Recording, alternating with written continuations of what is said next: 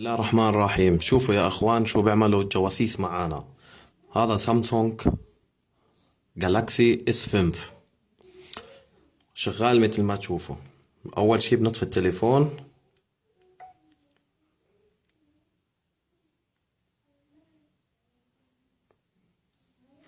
وبنفتح التليفون وبنطول البطارية. هاي البطارية بعدها تليفون جديد.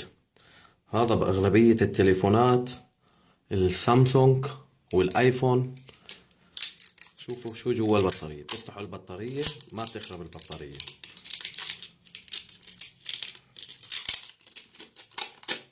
شايفين شو هاد؟ هاي السودا بتفتحوها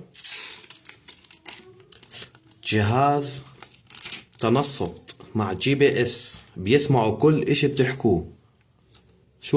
شوفوا هي السماعة مع جهاز الGPS.